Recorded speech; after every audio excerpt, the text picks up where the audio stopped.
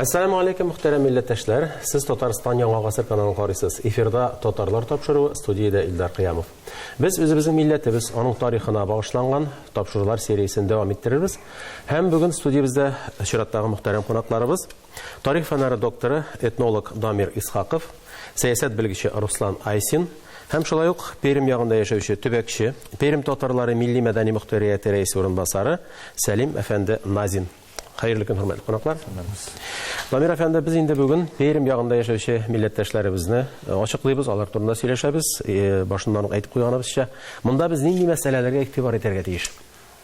Бу Пермь ягындагы татарлар һәм башкортлар мәсьәләсенә килгәндә, аның артында зур бер проблема ята. Һәм ул проблеманы безгә күтәрергә кирәк, яшереп калырга ярамый. Пермь якларында, аннан соң безнең Минзәр якларында да булган әйберләр, без аларга кирбез ул темаларга. Бу мәсьәләнең тарихын төшерергә кирәк. Шуннан соң аңлап була, нәрсә турында сүз бара. Менә бу Пермь якларының тарихы буенча эшләр дәвам итә. Мәсәлән, Казанда әлегә тарих институты хезмәте чыкты бер иштәкләр турында. Менә бу иштәкләр мәсьәләсе шушы Пермь ягындагы татар һәм башкортларның нигезендә ята торган мәсьәлә. Без аңлар кагаларбыз алга таба, бу бик зур проблема, чөнки Сибир ягына да чыга торган әйбер. Менә инде бу Пермь якларына килсәк, мин үз вакытында күп кенә шөгыльләнергә туры килде. Менә монда бик күп китаплар да бар ул темага, төрле Башкортстанда язылар ул темага. Монда мәсьәләнең асылы шунда ки, бу яклар буенча шөгыльләнгән вакытта без этногенез мәсьәләсен искә тотырга тиешбез. Ягъни халык ничек монда формалашкан. Бүген бит монда шактый күп кенә төркиләр яшәй. Берлеше башкорт дип язылган, берлеше татар дип язылган. Татарлар күбрәк билгеле. Ләкин шуңа да карамастан, менә монда аерым төркемнәр бар. Менә шул төркемнәр арасында иң кызыклысы һәм мәгълүматлар күп булганы ул хәзерге Барды районы халкы. Анда мин экспедициядә булган вакытта да игътибар иткән идем. Бу якта милләт дигән төшенчә бик кызык. Анда халык икегә бүленгән. Көңгер ягы бар һәм Гейна ягы. Аларның милләтләре шул чынлыкта. Инде паспортларына карасаң, Барда ягында халыкның зур гына өлешенә башкорт дип язылган паспорт элегректә шулай килә. Ләкин татар дигәннәр дә бар. Инде теге Пермь ягына китсәк, Сылва Ирен бассейннарына, анда Шаква елгасы тирәсенә Шауба. Анда татарлар. Ләкин 17 гасыр башы документларына карасаң, монда халык язылган рус документларында астяки и татары дип. Менә шул мәсьәлә тирәсендә күптән дискуссиялар бара. Моның татар дигәне безгә таныш инде. Кем булган ул астяк дип язылганы? Галимнәр электән сөйләшәләр инде. Моның астяк дигәне бәлки шушы теге хантларны атаганнардыр дип инде башка карашлар да бар. Менә ул әйберләр чынлыкта бик кызыклы һәм тиешенчә өйрәнгән вакытта яңа мәгълүматлар табырга була ул тирәдә. Менә Сәлим абый, сез үзегез шунда яшәгән кеше, әле дә шунда әлхәмдүлилләh матурына күркәм гомер итеп ятасыз. Пермь ягында милләттәшләребез татарлар күпме? Бүгенге көндә безнең 2010 елны халык санын алган цифралар кулланып әйтәбез инде, 115 мең татар халкы яши һәм башкортлар саны 35 меңгә якын. Менә шул рәвештә безнең бүгенге көндә Пермь татарлары һәм башкортлары. Менә без бит инде Пермь ягында үскән, аннан чыккан милләттәшләребез белән горурланабыз да, менә аларга да тукталып узыйк әле. Күрә менә Рәшит абыйның шигырьләре каршыбызда. Безнең бер шигырьне укып җибәрә, бик кызык менә анда Рәшитның бик кызыклы шигыре бар. Ул чынлыкта әһәмиятле. Янды булгач.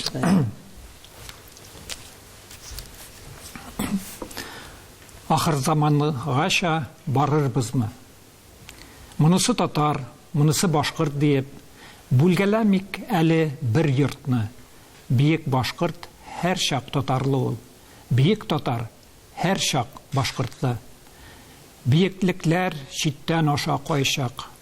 Гәп карабыз минме, син биек. Июләр юк башны бер-беребезгә. Хәлең ничек туганың диеп. Даулашабыз, шаулашабыз кайчак. Тукай кемнең? Кемнең кылгали, сабан туе кемнең, карга туе. Шул хакта да бәхәс булгалый. Гафу итебендә чынлыкта бит Тукайның бабалары да шул яктан чынлыкта, Барда ягыннан. Зинатулла Амиров менә үз вакытында Ишиледә мулла булып тора, имам булган. Ул бит туып үскән безнең Кajмактыда, Бардада, һәм аннары күчеп киткән күрәсең без бу якка, һәм менә без 13нче елны Габдулла Тукайга үзебездә Бардада һәйкәл куйдык, Тукай паркын ачтык. Мен көтеп торам, кайчан Башкортстанда Тукайны башка дип атаячакларын. Алай булырга да мөмкин.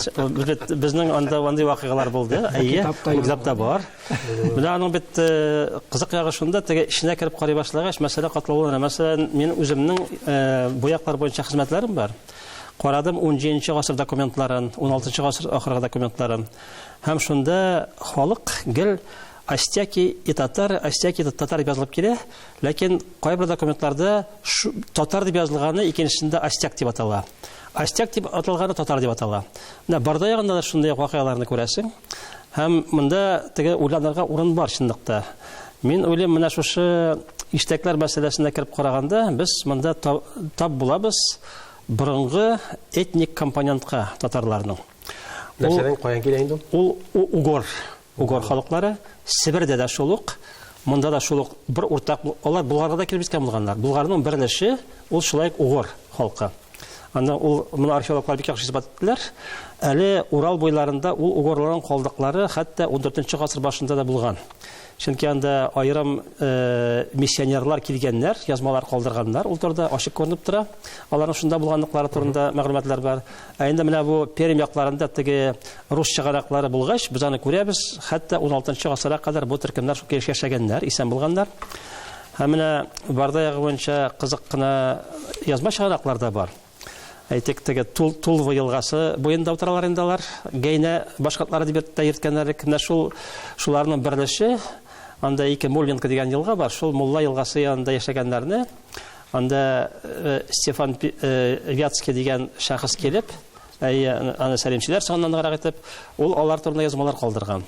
Язмалардан күренә, бу төркем әле ислам динен кабул итеп кенә яткан вакытта булган. Аларда мәҗүси элементлар да сакланган. Ул укыган вакытта бик кызык, чөнки аларның теге агачларга чүпрәкләр элеп кую, башка бер элеп кую турында мәҗүси гадәтләр. Ул шуңа күрә буларны теге борынгыдан килгән гадәтләрен саклап, әле исламга кирип барган вакытларын без күрә алабыз шул документлар нигезендә. Ләкин алар инде төрки булганнар бу вакытта. Менә курыкканга куш күренә дигәндә, Руслан әфәнде, менә шушындый сәяси терминнарны белмәү, шушы асылын аңламау күп кенә сәяси интригаларга да китереп чыгарыр дип уйлыйм. Шуннан да, шунда белергә кирәк, мәсәлән, ире зур булган милләтләр, нациялар дип әйтәбез инде алар, наtionнар. Алманнарны алыйк, мәсәлән, алар 150 миллионга якын. Шул вакытта аларның ичендә төрле субэтник төркемнәр бар. Шваблар анда, саксоннар, франконнар, пруссаклар алар инде, баварлар, ниләр, башка төркемнәр бар. Шул вакытта алар үзләрен алманнар диләр. Шул вакытта телләр дә аерыла, мәсәлән. Безнең телебез дә бер, аермасы әллә нәрсә түгел. Шуңа күрә бу сәяси яктан алсак, мәсәлән, цивилизацион яктан алсак, без бердәм зур милләт. Инде менә бу глобализация шаукымнары, галәмәтләрен алсак инде, әлбәттә, әгәр дә без бүлгәләнсәк, менә без анда башкорт дибез, анда иштәкләр, димәк, без тиз арада югалырга мөмкинбез, чөнки без күрәбез, ире генә, зур гына милләтләр сакланып калалар. Чөнки телләрне дә иза ул глобализация галәмәте, мәдәниятләрен дә иза күрәсең, гомум мәдәният, поп мәдәният дибез инде аларны, ансы да безне юк итә. Чөнки татар хәзерге вакытта ул цивилизацион төшенчә, цивилизацион, этник ниләре, сегментлары төрле булырга мөмкин. Просто менә кара, мин кайвакта аптырыйм. Ни өчен татар эчендә булмаска тиеш башкалар? Мәсәлән, бездә нугайлар бар, мишәрләр бар. Башкортта булырга мөмкин татар эчендә. Чөнки мәдәният һәм тел бер булса, албетте Пермь якларында, Башкортстанның көнбатышында ситуация шундый. Ул бер кыса, бер мәдәни кыса.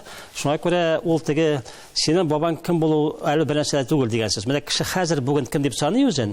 Шушы тел һәм мәдәният нигезендә. Ул шул милләт эчендә була инде. Хәзерге вакытта үз билгеләнү факторы. Мин үземне татар мәсәлән саныйм. Әлбәттә, минем икенче баскыч, анда мишәр, икенче баскыч теге Касим мишәр булырга мөмкин. Шул вакытта мин татар, гомум татар. Әгәр дә инде без һаман бүлгәләнсәк, кабиләләргә, анда төркемнәргә безне бүре ашар. Шуннан да Тиз арада. менә шушы замана афәте ваклап безне төркем шулай теге фашист яулап алган шикелле аерып һөҗүм ясап куршауга алып менә шулай бетерүе мөмкин. Инде Стефан Вятскийга килсәк, Дәлим абый. Трифон Вятскийга килсәк, менә ул 16 гасыр урталарында диярлек Казан ханлыгы җимерелгәннән соң Пермь җирләренә килеп, инде үзенең миссионерлык ролен үтәргә уйлый. Христиан динен тарата. Христиан динен тарата. Һәм бу эшендә ул финно-угырларны менә христианлыкка күчерү буенча зур гына уңышларга ирешә. Һәм шул ук вакытта ул анда яшәгән татарларның һәм шул ук иштәкләрнең ислам динендә булганын күрә. Һәм бу инде аның өчен бер яктан гаҗәп тә була, бу икенчедән күрсәтеп тора. Биредә төрки халыкларының борынгыдан яшәгәнлеген, безнең төрки халкының Пермь краенда яшәгән халыкларның Булгар җире белән бик нык элемтәдә булганлыгын күрсәтеп тора. Пермь җирендә бит Булгар дигән авыллар бар. Крауснафим районында Свердловск өлкәсенең Булгар дигән сорт бар. Менә аларны күз алдына китердең исә, безнең менә Пермь төркиләренең, Пермь татарларының әйтергә кирәк, башкортларның, анда иштәкләрнең дияргә кирәк. Тирә-юньдә яшәгән халыклар белән элемтәсе һәр вакыт булган, һәм бу элемтә ике якка да эшләгән. Бер генә якка эшләми бит ул элемтә һәр вакыт. Шуңа күрә без күрсәтә алабыз, безнең Пермь җирендә яшәгән халыкларның бик борынгы икәнлеген күрсәтә алабыз. Менә археологик казылмалар нигезендә Березовка районында Бартым дигән авыл бар. Бу авыл территориясендә көмеш вазалар табылган. Аны Мухаммадиев үзенең хезмәтләрендә яза. Ул безнең хәтле булган иранлылар белән элемтә булганлыгын күрсәтә торган. Күрәсең, менә безнең Шулман елгасы буенча дияргә кирәк, Булгарлар да, соңыннан Казан ханлыгы да дияргә кирәк инде һәр вакыт тыгыз элемтәдә булганнар. Конкретно әйтәм, менә минем кулда китап. Бу шунда Бардар районында чыкты. Монда шәҗәрә урнашкан. Шушы Гәйнә башкортларының элекеге князь Бәкләр, биләр нәселеннән булган шәҗәрәсе бар.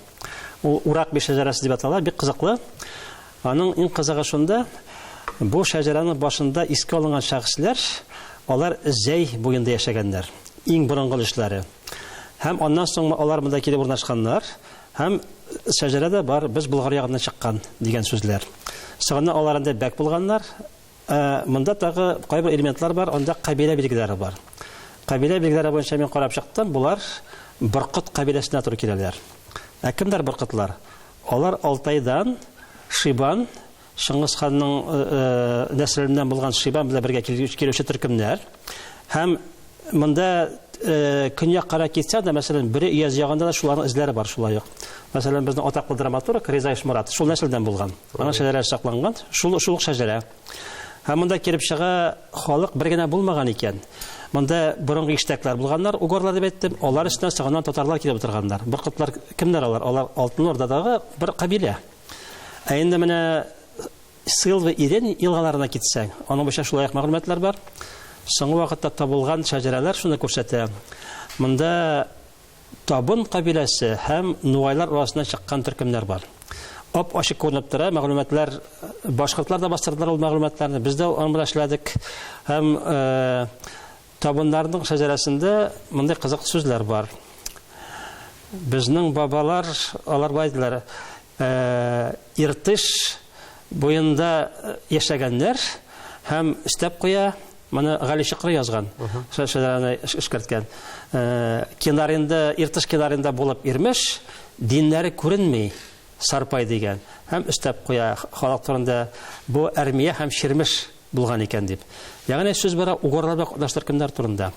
Менә бу шәҗәрәне өйрәнгән вакытта күренә, монда кайдыр 15нче йөз ахырында Иртыш буеннан, ягъни Сибир татарлары күпләп күчкәннәр башта хәзерге Чиләбе якларына, Мияс тирәләр искә алына.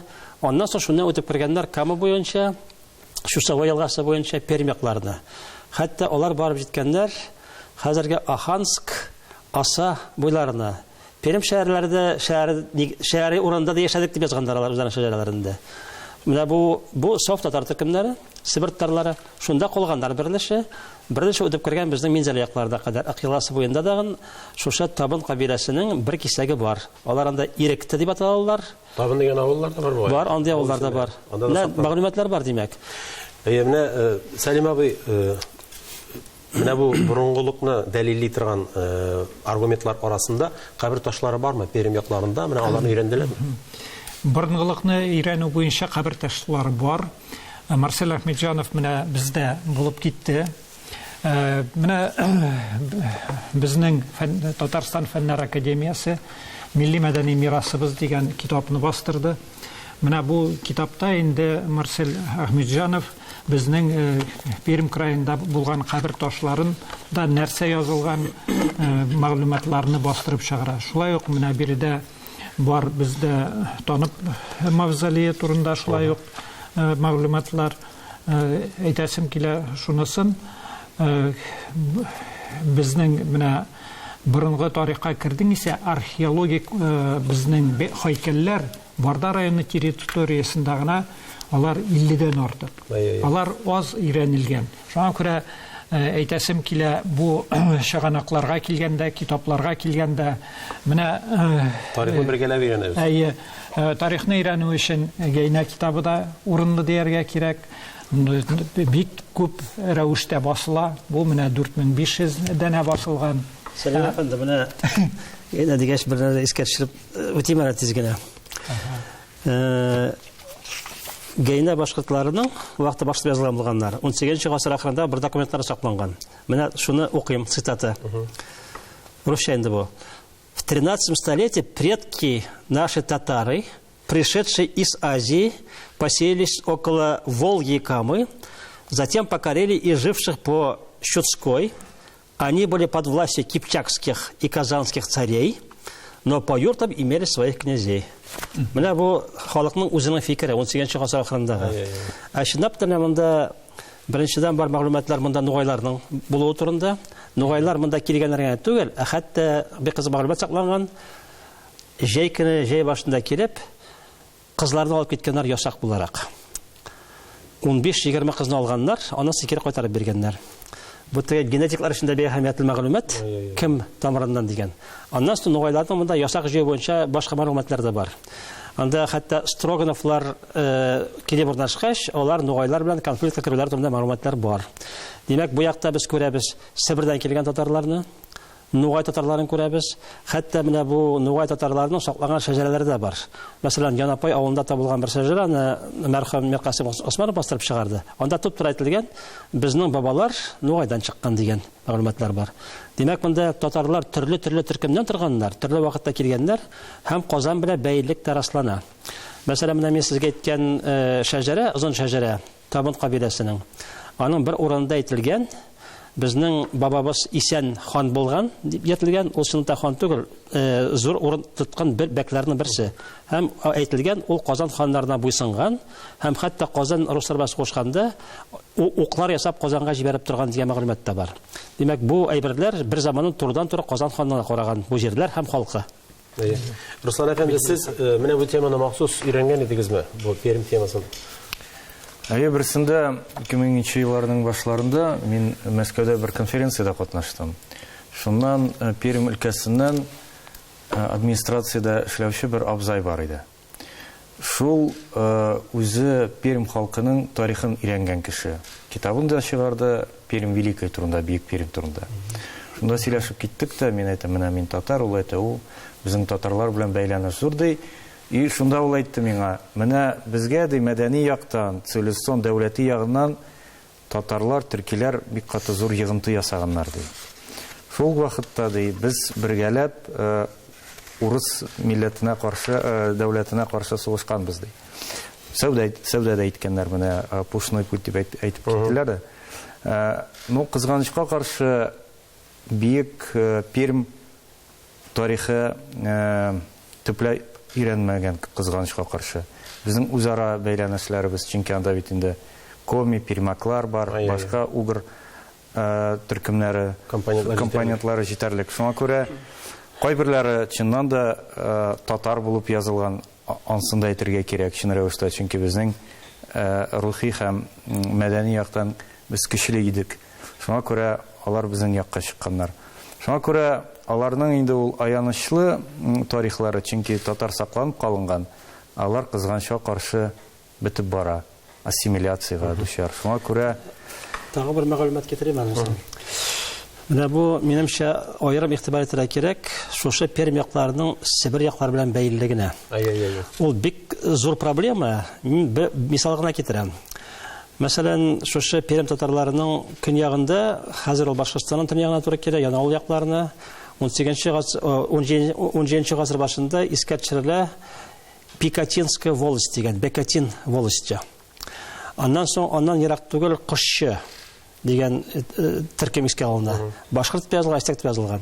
Аннан соң азрак көньяктарак Юрми дигән башкорт волости бар. Әми менә тагы бер сөйләргә кирәк. Безнең Әгәрҗи ягында Иш бассейнда 9 волости, Тогусская волость дигән волость бар. Менә мин Сибиргә барганда күптән түгел тагы бер барып кайттым, Вагай районына бардым.